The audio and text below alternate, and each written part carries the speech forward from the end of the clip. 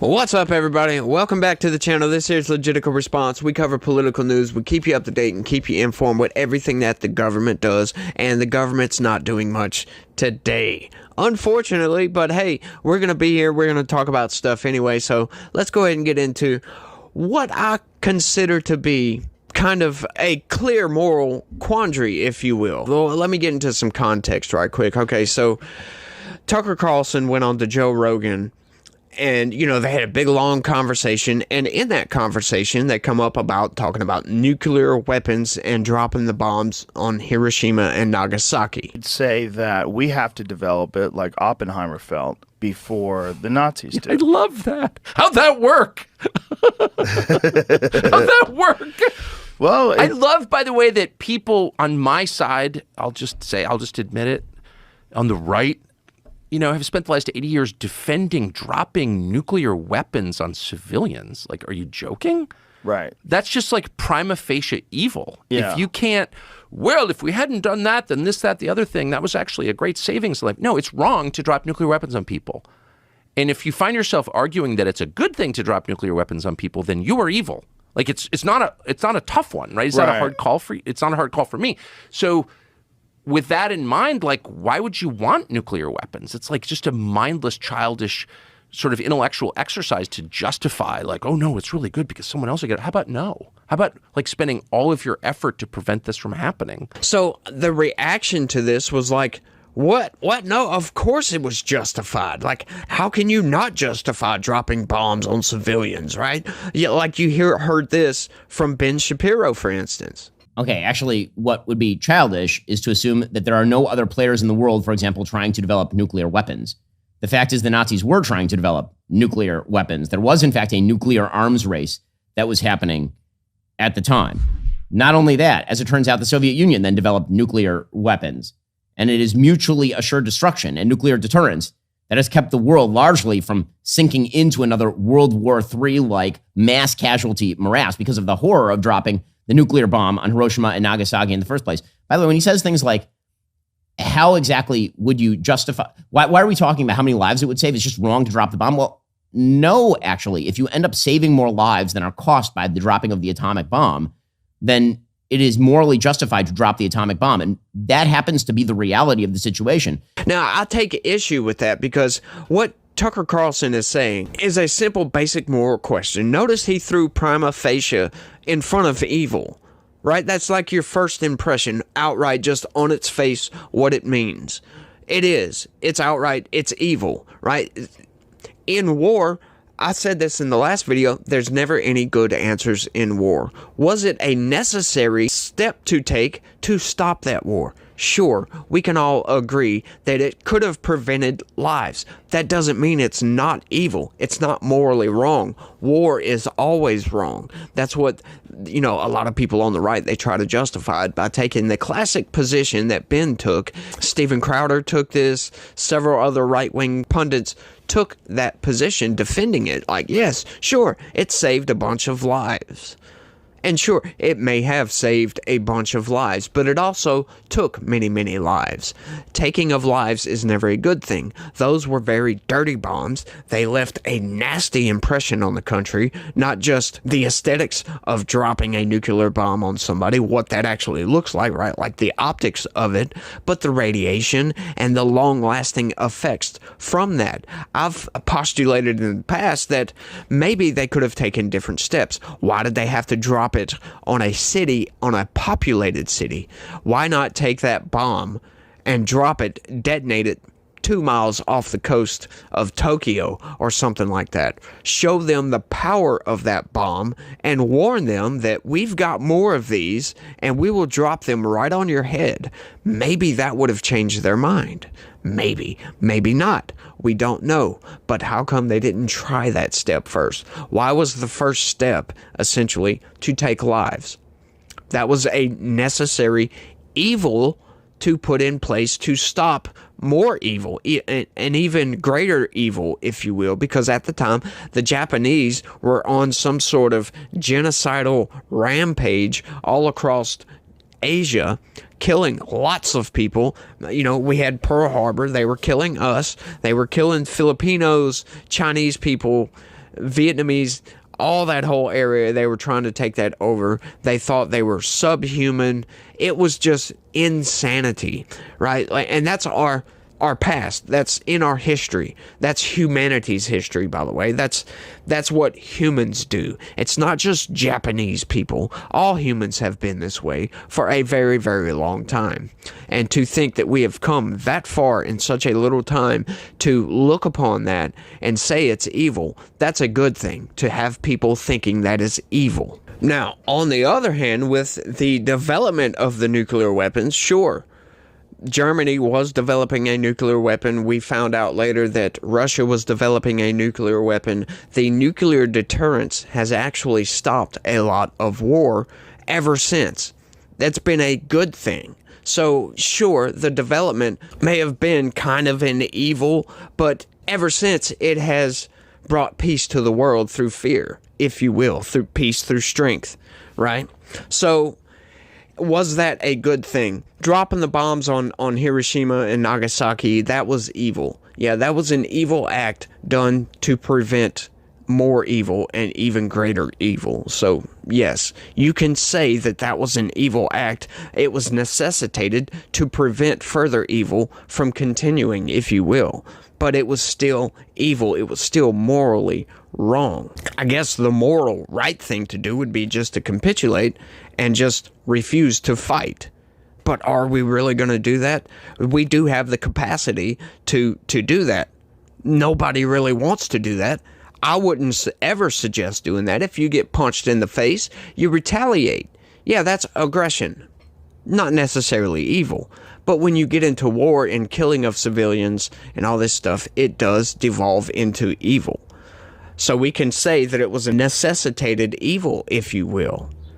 So it's a blurry moral line, I guess. But I'm willing to admit that, yeah, that was evil, but was it necessary? Yeah, it was necessary. So I agree and disagree with both, if you want to put it that way. Just to clear that up. That's just something that went viral, and I wanted to cover it because they seem to be missing the point on that, right? Like, Tucker Carlson is just saying that, yes, on its face, that's an evil act. Sure. Ben Shapiro and other right-wing pundits are saying, yeah, but it was necessary. Sure. They're both right, and they're both wrong. Using magic to explain logical inconsistencies is tight. Yeah, it is. But that's not even the story for today. I just wanted to get that off the chest. Like I said, that was just kind of a viral moment I wanted to talk about, and I talked about it. So let's get into a story, just because that's what I do. All right, so here we go, y'all. 5 takeaways from the second week of Donald J. Trump's criminal trial. The absolute BS trial that they're putting Donald Trump on, where there's not really a crime. They're trying to say it's a crime. Right? Sure, falsifying business records is a crime, but is that really what happened? He paid Michael Cohen a retainer fee, and Michael Cohen paid Stormy Daniels. And that's where the falsifying of business records is coming into this. You know, prove it. Prove that that's what the retainer fee was for, and it wasn't Michael Cohen trying to extort Donald Trump through Stormy Daniels. Prove that. You know, how come the Trump lawyers haven't made that argument? I think that's a pretty damn good argument, if you ask me. What? Bro, what are you talking about, man? Go ahead out and prove it. Bring your case. But no, they're just trying to put on this show trial. It's, you know, like Donald Trump says, it's a freaking witch hunt. It's to keep him off the campaign trail because he's taken off the campaign trail except for the weekends and Wednesdays, right? And then over here on the other side, you got MSNBC like saying, oh, well, Joe Biden's out here on the campaign trail constantly. And what is Donald Trump doing? He's in court. Yeah, but it's because Joe Biden is going after his political rival, right? Like, this is all just absolute ridiculousness. Absolute ridiculousness. Like, all of these damn prosecutions are absolute bullshit, if you ask me. I haven't seen any substance to any of these criminal proceedings on Donald Trump at all. And we've seen, you know, getting into some whataboutism, right? Like, they're completely willing to ignore Joe Biden stealing classified documents, sharing confidential information on those classified documents with his ghostwriter, Hillary Clinton stealing classified documents, trying to destroy the evidence, right? Like in the same instance, right? So you have Donald Trump being accused of campaign finance law, right? But the FEC has already said there's no crime here. And, as a matter of fact, they changed New York state law. They lengthened the statute of limitations on this, it seems like, just to go after Trump. Because this isn't the only thing. The E. Jean Carroll case, they raised the statute of limitations to be able to go after Trump on that as well. It's like, oh, we didn't do it for that reason. Well, you know, when you pass a law, you raise the statute of limitations, then immediately go after somebody. It kind of makes it look like that's the only reason that you did it. It makes you look really bad. It makes you look biased. It makes you look like an evil organization. And you're supposed to be the justice system. It's supposed to be justice, right? Like the colloquial definition of justice, right, is doing the right thing, taking down evil. But is that what we're doing here? Are we really taking down evil by going after Donald Trump for some BS and not going after Hillary Clinton for doing the same thing? How about taking her campaign donations and paying for an entire made-up story that Donald Trump was a Russian plant? How about that, huh? How come we haven't gone after Hillary Clinton for doing something that's a lot more egregious, in my opinion, making up an entire story, getting the FBI involved to illegally spy on your political rival? Yeah, I think there's some definite bias going on here, and we're just all screaming at these people, what in the f*** are you doing here? It's just BS, but let's get into the story just cuz. The second week of Donald Trump's Manhattan criminal trial was dominated by 4 days of testimony by David Pecker, the former publisher of the National Enquirer. Right, like, they're not really a reputable news organization. That's, you know, how come nobody is mentioning this? Like, yeah, they're taking down stories, but it's the National Enquirer. Huh? Who detailed his efforts to safeguard Mr. Trump's 2016 presidential campaign, which is normal public relations, if you will. It's a standard strategy for a PR campaign. Mr. Pecker, a longtime associate of the former president, talked at length about a catch-and-kill scheme that he said he had entered into with Mr. Trump and his former lawyer, Michael Cohen, during a 2015 meeting at Trump Tower. The publisher said he would purchase the rights to unsavory stories he had no intention of running, which is not illegal, by the way. So they're out here like, he did this. They're proving he did this and this and this and this and this to the jury. He did all these things. Don't deny it. He's guilty. But hang on, it's not a crime. His testimony also teed up the story of Stormy Daniels, a porn star who claims to have had sex with Mr. Trump in 2006 and received a hush money payment in the days before the 2016 election, a deal at the center of the case, which is also not illegal, by the way. It might be kind of morally wrong to do that if he actually had sex with Stormy Daniels. However, she has come out since and denied that. Is that a result of the payment? We don't know, but she did deny it. Prosecutors and defense lawyers presented dueling portraits of Mr. Trump's actions. How about let's say President Trump? Let's give the man the respect he deserves. He was president. He's not the former president. I mean, technically he is, but how come all these left-wing, the corporate press, they'll go out of their way to say former President Donald Trump? But they won't ever say former President Barack Obama or former President H.W. Bush or former President Bill Clinton. Has anybody else noticed that? By the way, let me know down in the comments if you've noticed that. If that is some sort of signal that there's a bias going on here. Because, yeah, they don't do that for other presidents. I mean, I say that. You got Steven Crowder. He says former Vice President Biden. He doesn't call him President Biden. It's freaking hilarious, by the way. Prosecutors sketched a secret scheme to influence the 2016 election. Secret scheme. They said Mr. Trump directed men in his inner circle to suppress negative stories about him and then agreed to cover up the payment to Miss Daniels after taking the White House. Mr. Trump lawyers, Todd Blanche, said his client's actions were run-of-the-mill business. Non-disclosure agreements are common among the wealthy and famous, he said.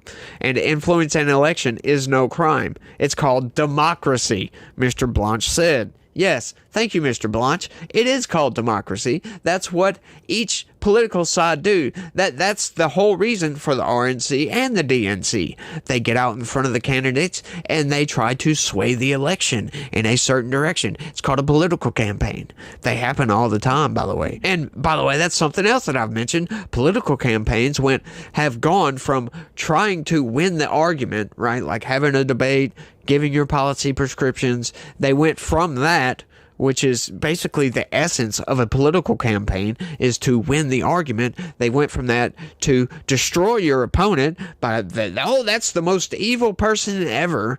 And now it's to almost giving up on that and just trying to get as many pieces of paper with a certain name checked off on it as you can.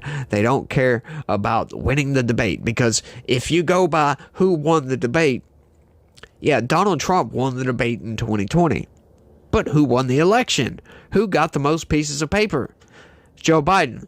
And that's why I think that's why they don't seem that worried about this one.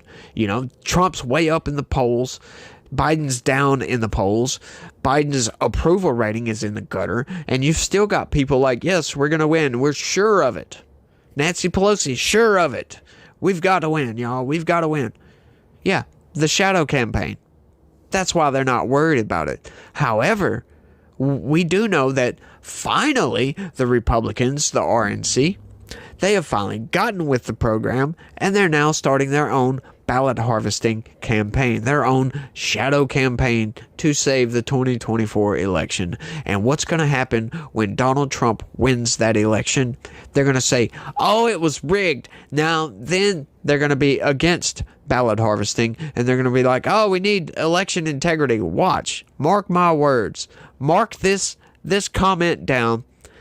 I promise you, if Donald Trump wins, and he wins through ballot harvesting, through their strategy, they're going to try to take it down. They're going to try to go against it. Mr. Blanche also attacked potential prosecution witnesses. He called Mr. Cohen, who spent time in prison on charges stemming from the matter, a criminal who can't be trusted. He said Stormy Daniels was biased and had profited from her story. Friday ended up with few fireworks. Mr. Trump's former executive assistant, Ronnie Graff, testified briefly, identifying entries from the Trump Organization's computer system that contained contact information for Mrs. McDougal and Mrs. Daniels. So what? Why is that important enough to put that into the story? Prosecutors also called Gary Farrow, a banker who helped Mr. Cohen open an account that he used for the $130,000 payment to Stormy Daniels. Mr. Farrow's testimony is expected to continue next week. It is not clear who will testify after Mr. Farrow, but the weeks ahead could include Mr. Cohen, Ms. Daniels, Hope Hicks, Mr. Trump's former White House communications director. And, you know, the longer and longer this trial goes on, the more and more it looks like it's just outright BS. What is Alvin Bragg doing here? Alvin Bragg has a major problem with crime going on in New York, and they're letting criminals go. Their bail reform has failed. They need to repeal that and reinstitute the bail so we can keep some of these criminals locked up, right? Like all violent criminals, if you get arrested and you have a criminal history, you should be locked up. Yeah, there's good argument for that. If you're a threat to society, you should be locked up. If you got caught with some weed and it's your first time, no. You shouldn't be locked up. You shouldn't even need bail. Just write you a summons and let you go. You know, there's different levels to bail reform. In other words, it shouldn't be just a blanket, just let these people go, right? Like, we have criminals in this country. We have evil people in this country that want to do people harm. And those people need to be locked up, for God's sakes. That is a decent system that actually works. You know, does it fail? It does fail sometimes. We've executed innocent people before. You know, you constantly hear stories, at least a couple every year, of somebody exonerated after spending 20, 30 years in jail. You know, how the hell are you going to give that back? That's a failure of the system. And we need to work toward making that system better. But just letting criminals go, just willy-nilly, no bail, blah, blah, just let them go, that's not the answer, y'all. That is not the answer whatsoever. But that's all I got for this one. I know I've ranted for long enough. I want y'all to let me know what y'all think about all this down in the comment section. Where do you fall on the nuclear situation, on the Hiroshima and Nagasaki specifically? You know, was that a moral justified act, or was it evil but necessary? Let me know what you think. Let me know what you think about the whole Trump trial BS. What's going on with that? You know, lock him up or what? You know, or is this just outright BS? Let me know what you think down in the comment section. That's all I got for this one. I want to thank everybody for watching, and y'all try to have a good day and stay legitical. Peace.